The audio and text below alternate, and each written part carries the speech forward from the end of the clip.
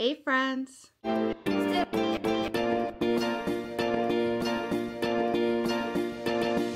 name is Desiree, aka Mama Friendly. I do all sorts of videos on my channel. I do cooking videos, hauls, vlogs, Disney content, cycle syncing content lately, a little bit of everything. So if any of that sounds like fun to you, I hope that you'll subscribe and join me on this YouTube adventure. Today I have a little bit of a haul for you guys, but this haul is actually something that triggered me into finally sitting down and doing this particular video, because I've been meaning to do this honestly for actual years, and I never feel like the timing is right, or I feel like people are not going to care or whatever, but it's information that's useful to me. It's information that would have been useful to me when I first started this whole journey, if you will, over a decade ago, to kind of have all this stuff compiled in one place. This is not the setup I was intending to go for. Like, I'm fresh out of the shower, my hair's a mess, I'm like, anyway. But like I said, this arrived just now, so I figured, you know what better time than now to at least get started, and maybe once I do the actual haul, I'll fix all this and go sit down and do like a whole video, right? So anyways, the point of this video, I guess, is that when I had my son, so my son is currently, as I'm recording this, 12 years old. So let's say 13 years ago when I was first pregnant, I started doing a lot of research into, obviously, like the best way to be pregnant, the best, like all the information out there about birth. And it's not just push out the baby, here you go. There's so many decisions you have to make when making your birth plan. And then afterwards, postpartum, are you going to breastfeed? Are you going to not? These are the pros and cons. Are you going to do this or are you going to do that? Here's the pros and cons. And I kind of soothed the anxiety I had around this great big unknown chapter in my life by taking in as much information as I possibly could. So one of the big changes that came about during that time is that I decided that after I had my son, obviously after you have babies, you have a very, very long period afterwards. There's an actual scientific name for it. I'll look for it and put it on the bottom of the screen because I don't remember it. Something with an L, I think. But the point is that you bleed for quite a while after you have your child. And I decided at that moment that I did not want to use regular pads anymore. And I did not want to use tampons because there's so many bad things, at least back then, associated with tampons. Probably still today. So I bought a bunch of cloth pads. At that time, they were known as mama cloth. These days, they're more gender neutral cloth pads. And so I bought, I think, like 12 to start with. And I actually still have some of those. I don't know how often you're meant to get rid of them, but I take very good care of mine, and so 12 years later I still have them. I actually have an entire drawer in my dresser that's just my reusable period products. That got me started on a whole other path of like all natural things all the time. I went through a few phases in life. I'm not doing it currently, maybe I should, but I went through several phases when my son was younger where I was doing no poo. So basically that means no shampoo, right? No shampoo, no conditioner. I was using baking soda, water, and essential oils just for the scent to clean my hair. And then I was using vinegar as a conditioner. That sounds weird as hell, and that sounds like you're going to stink. Perhaps it is weird, but you definitely don't stink. You do have, if I remember correctly, about 2 weeks where your hair is adjusting to this new situation. So you do tend to look a little greasier than you're used to. But once your hair acclimates, my hair was so full and so bouncy and clean and nice. I really, really enjoyed it. I eventually stopped. I want to say because my hair did eventually get some buildup, and there's things you're supposed to do about that, but I could not be bothered because my son was like a year and a half old, recently diagnosed with autism. There was a lot of things going on in life, and so at that point I just needed to simplify. So I went back to regular shampoo and conditioner. And like I said, I've done that a couple times throughout life. Whenever life gets a little too busy, I revert back to the original stuff, the easier stuff. But the point is that that's something that I have done successfully and that I enjoyed, and it's better for you because you're putting less chemicals in your hair, into your scalp, sinks into your skin, etc. Your skin is your biggest organ. If you could breathe easier through your skin, overall your system will feel better. So there's all that. I also went through years and years and years and years where I was just using either Castile soap or African black soap, so nothing with scent, just the most natural form of soap you could get. Then I discovered Lush in like 2017, 2018, and that kind of flew out the window. These days, I'm not using as much Lush. Actually, it's been a couple years that I've kind of neglected my Lush collection, which is a whole other issue because I spent so much money on it. And I'm kind of moving back to like, not natural soaps, but stuff with less gunk in it. So that's kind of in flux right now. The deodorant situation. So I haven't actually used deodorant, as it were, in 12 years. And I live in South Florida. It's very, very hot and humid here. The opportunity to stink is rife. But because it's been so long, my body is very much accustomed to not using deodorant. I'm not saying I don't use anything at all. And these days, there are a lot of natural options out there. I'm not going to start spouting off brands because it's just a Google search away and none of this is sponsored. So, but I can't use the natural deodorants that are out there for sale because my skin is extremely sensitive to baking soda. And a lot of people that are transitioning over to natural deodorants will find that their skin gets super irritated. It might even break out in rash or like just crack, and it's very, very painful. And unfortunately, a lot of the store-bought or pre-made natural deodorants will do that because they all have baking soda in them. So for a while, I was making my own. First off, when you first started out, you use bentonite clay. I'll put a link to it in the description box, and I'll put a picture of it here. This stuff is fantastic for detoxing generally, by the way. And before you roll your eyes at the word detox like I just did, yes, you have a liver. Yes, your liver works to detoxify. If you have a liver, you don't need to detox. Da, da, da, da. Yes, that's true. But if you're not supporting your system, your liver can't work efficiently. That's just like bottom line. Like that just makes sense to me, right? So what harm could there be in supporting your liver, right? I don't know. Anyway, I would put it on my armpits for the first like couple of weeks. And it does sting a little bit at first, then you get used to it and it's really not a big deal. But that helps kind of draw out all the gross stuff that your skin has accumulated, the aluminum, etc., that your skin has accumulated from using traditional deodorants. And that process is going to help ease the transition into using natural stuff and not stinking. It's not necessary, but it's going to cut down that awkward do I stink? Do I stink? Like a lot shorter than it would if you didn't do that whole clay situation. And I'm speaking all this from experience. A lot of people are just now finding out about this stuff and trying it out, and that's fantastic. That's, you know, it's important to do your research, and if you feel like you could do better, then do better. But I'm speaking as somebody that's been doing this for over a decade, so I've tried it all, I've done it all, and this is, in my experience, how it goes and what works. So these days, and for years now actually, what I've done is I buy roller bottles from Amazon, and again, I'm going to post a picture here of the specific ones I buy, and I'll link them in the description box because sometimes they're a little difficult to find. And I just open them up and pour milk of magnesia in them. Like actual milk of magnesia, like the laxative you buy at the drugstore.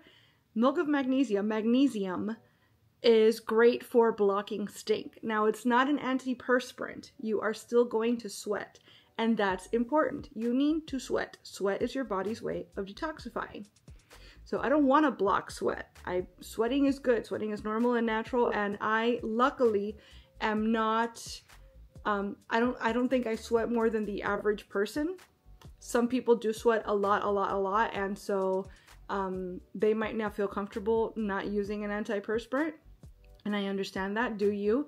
But if you are able to get away with not using an antiperspirant, the milk of magnesia keeps you from smelling. And again, I live in South Florida. The opportunity to stink is rife, and I don't smell. So I've been using milk of magnesia in a roller bottle for years and years and years. And again, the roller bottle is a luxury. It's not a necessity. You can very much just use your fingers and smear it on. I did that for a very long time. But the roller bottle is nice because then you don't get it on your hands. And it just feels, it's a more like what you're used to as far as an applying deodorant situation. Most of the times the bottles are reusable, like you can screw off the top, pour in the stuff and screw it back on. And so if you can find those, that's ideal because you can just keep using it over and over and over. The last time I had to buy bottles, unfortunately, they were like single-use kind. So that's a shame because once I run through the 2 or 3 bottles that came in the pack, I'm gonna have to buy a new set. But it's still so much cheaper and better for the environment long term than buying deodorant over and over and over. I don't use any plastic in my kitchen whatsoever. All of my Tupperware are glass. Everything I cook in is stainless steel or cast iron. I try to avoid nonstick. I do have nonstick, but I try my best to limit the use of nonstick. I of course eat gluten, dairy, and soy free, and that's for a bazillion reasons. I'm thinking I might do a separate video kind of about not necessarily why I'm gluten and dairy free, although I guess that would be the natural starting point for that sort of video. But lately, again, I'm seeing a lot of people, I'm in a lot of like mommy recipe groups or mommy what's for dinner groups and that sort of thing. And I'm seeing lately tons of people asking about, oh, for health reasons, I have to start dairy free. What do I even do? I don't know where to begin. Or my son just got diagnosed with like a gluten intolerance or a gluten allergy. I feel like it's in everything. What do I do? So I'm thinking I might do like where to start if you're gluten and dairy free, or if you suddenly need to go gluten and dairy free. If that's something that you guys would want to see, let me know. But all of that brings us to the haul, right? Which you've been waiting for. So first off, this is something brand new to me that I've been meaning to do literally for years. But for a while we were living with my parents and my parents were not interested in doing this. So I basically waited until now. This is unpaper towel. So basically one of the things that I dabbled in, kind of not really. So unpaper towel, there's also family cloth. That's a hard sell, I'm not gonna lie. But family cloth is pretty much, instead of using toilet paper or baby wipes, you keep rags, washcloths, etc. in your bathroom. And when people use the toilet, they clean themselves with those. There's a specific way you're meant to store them while they're dirty. There's a specific way you're meant to wash them. But the idea is that, first off, you're not exposing yourself to the chemicals in baby wipes or like wipes. Secondly, you're not flushing wipes because everybody flushes them, but every single pack, if you read it, says it's not meant to be flushed. And thirdly, you're not using toilet paper, which means you're not wasting paper. So there's a lot of especially environmental reasons why you do that. Again, I understand why it's a hard sell. Something that we did that was very similar is we used cloth diapers for my son.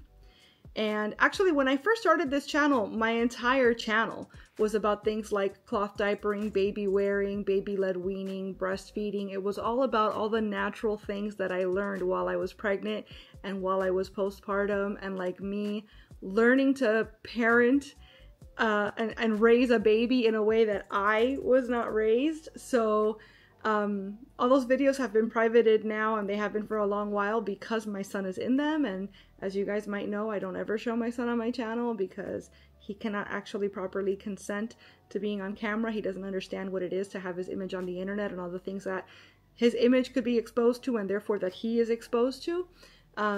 So anyways, point is that all of this has been a long time coming. This is not family cloth. This is unpaper towels, as I said, and it's literally a roll.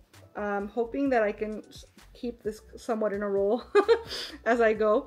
But I think I got 16 of them. This one in particular, I don't know how clearly, whoa, the camera's trying to find me. I don't know how clearly you guys can see that, but it's Snow White patterned. It's like the seven dwarfs. And so the point of unpaper towel is you could use it for anything. You could use it when you're cooking and so on, for whatever.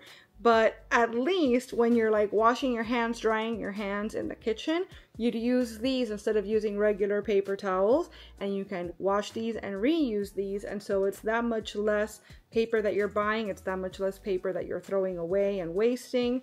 So now that I have my own place, that's what we're going to do. I also have used stuff like this in the past in place of paper towels for like draining grease from bacon and that sort of thing. And again, there's specific methods that you would then use to like soak the stuff and then wash it so that you don't damage it and you can continue reusing it.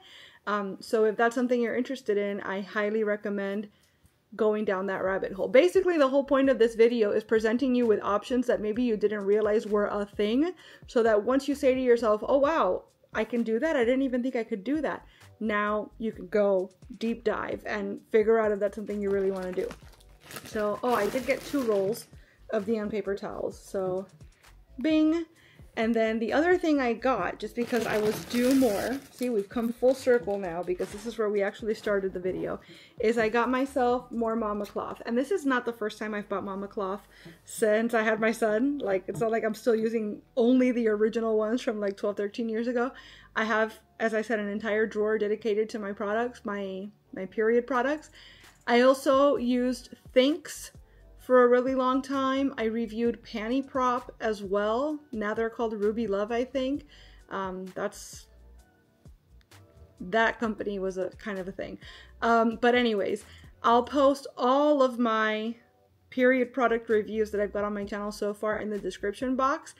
There's been talk recently of Thinks having chemicals in them. I actually addressed that, I think, in the last Thinks review I did.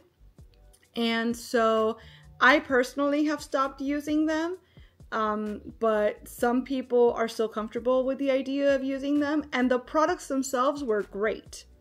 Especially, I loved the sleep shorts, and the thongs. A thong on your period? Yes. But again, the information's out there, do with it what you will. I started using them because I wanted a more natural solution, and so when I learned about these forever chemicals potentially being in them, that no longer rang true for me. That no longer felt like, oh, okay, this is a natural solution. So I kind of stopped with them right there. And these days, there are so many options for reusable period products, and even if you still want disposable, for more natural options like the Rael brand. There's a brand that I've been using recently that it's like my first foray into disposable period products, like I said, in over a decade. I forget the brand, but again, I'll post a picture here. And I just use these kind of throughout the day when I have a lighter flow and I don't feel like doing any more laundry, basically. But I've only started using them in the last, like, let's say 3 months. And it's just nice to be able to have options and, you know, take a break back and forth if you need to. I also, very, very long time ago, owned a Diva cup. And again, there's cups, there's discs, there's all sorts of options for insertable period products if that's what you want to do. I have such anxiety for some reason about that, which is weird because I always use tampons just fine without any issue. But the idea of the cup or whatever getting stuck terrifies me. So I've only ever used it once, immediately had a panic attack, ripped it out, and never used it again. So again, throwing it out there because it is an option. It's definitely something you can try, but it wasn't for me. So this is not sponsored either. I spent my own money on this, and I actually picked this company because unfortunately, all of the companies that I had bought mama cloths from previously, or I guess I shouldn't say companies, I buy them on Etsy. So I buy them from people that are actually making these with their own hands. And there were a couple companies that I really loved and that I frequented, but they seem to, both or all three, just they're not doing it anymore. So this company I tried because I liked the materials that they use, and also because they were all on sale, the ones I bought. So I did not spend too much money on this. I'll post the shop in the description box. There's going to be a lot of links, but I'm trying to give you a lot of information here. And again, this is not sponsored. I'm just sharing the information so that if you decide you want to go down this path, you're free to follow the same footsteps that I've already laid down. But this is, what is this? Are these cows? These are cows. So that's it. And then this one, actually, I'm going to turn the active track off because the camera keeps running away from me whenever I show you guys a product. These have wings and they're very fluffy. This is a longer one. I think this is 12 inches. So this is meant like for overnight or for plus size bodies, because you have to keep in mind that we're all built differently. And a longer one is going to be more comfortable most of the time for plus size people. This one is also with wings and it's got stitch all over it. We've got a couple, some of them are doubles because again, they were really, really cheap. And so I thought, I don't mind if there's doubles. If I could get them both for that price. So these are both ghost face, like from Scream, but it's got little Ouija board things on it that say, call me. So I thought that was really cute. They obviously don't have to be aesthetic. Like you're literally just going to pleat on them, but I figure if I'm going to pay for them and somebody's going to make them anyways, why not let them be cute? This one is Tinkerbell. This one is, what is this one? Oh, it's an angry uterus. And there's bloody tampons and everything all around it. And it says, always ovary acting. And the active track appears to still be on. Sorry, I'm still getting used to this camera. So we've got a smaller one here for like lighter days. And I don't remember buying this one. Maybe she just threw this in there like as an extra. But it is, okay, so this is going to be an explicit image. As if I haven't been talking about things that are not super child friendly yet. But this is a banana with a rainbow peel, but the banana is shaped like a traditionally male phallus. So there's that. We've got, oh, there's just a few more. This is adorable. Oh, it's a Shark Week one. So it's a shark nomming on a crying girl, poor thing. And then a shark eating peanut butter straight from the jar. A hammerhead eating chocolate, and then just like panties and stuff throughout. That's adorable, actually. I've got a Powerpuff Girl one. Again, I'm sorry if you can't see that properly in focus because the camera still is on active track. And then I've got doubles of, this is Crash Bandicoot. I don't know. It seems to be a 420 themed Crash Bandicoot fabric. So there's that. So I got quite a few. To re-up my stash, I'll probably go through my stash and get rid of the older ones. Just because, again, I'm not sure when you're supposed to get rid of the older ones, but the older ones are still working just fine for me. If you're traveling with these, there's these things called wet bags, which I already had plenty of because my son, again, was cloth diapering. So it's the same system where you put them into the bag does not leak, it's smell proof, etc., etc. And that way, whenever you get to your home or wherever you can wash them, you're able to do that. So if you're traveling on your period, that's the way that you'd go about that. I can't fold these for the life of me to get them back in the bag how they were before, but they're just going to end up getting washed now and put into my drawer anyways. So, yeah, I know that I've thrown a lot of information at you guys. I'm literally like just out of bed and just out of the shower when I sat down to record this. So I didn't really have like an outline in place. I'm sure that there's a lot of information I threw at you that maybe wasn't necessary. And I'm sure that when I watch this back, I'm going to go, oh my gosh, I totally missed an opportunity to talk about blank. So this might not be the last you hear of me on this topic as far as like natural swaps that you can do to make your life just a little more holistic. If you have any questions that I can answer based on my own experience, I'm not an expert, I'm not a doctor, this is not medical advice, etc. But if after 10 plus years of living this way, I have some knowledge or wisdom, I guess, that sounds so pretentious and I don't mean it to me, but if there's any information I can impart on you that I did not put in this video already, leave it in the comments and I'll get back to you as soon as I'm able. If there's something I said on here that you feel merits more discussion, let me know that too, and perhaps I'll make an entire video about that. If you want to see that video on where to start for gluten and dairy free. Let me know that as well, because again, I keep toying with the idea of doing that video and something keeps holding me back, but I'm about 80% sure that I'm gonna go ahead and make that video. So if you want to see it, let me know. But yeah, that's my haul slash things I do to live a little more crunchy of a lifestyle. So thank you guys for watching the video. I hope you enjoyed it. I hope it was beneficial in some way to you. If you did like it, I hope you'll please give it a big thumbs up. I'd also love it if you would subscribe and click the notification bell, because I post at least 3 times a week and I wouldn't want you to miss a minute. Thanks so much again for watching. Bye.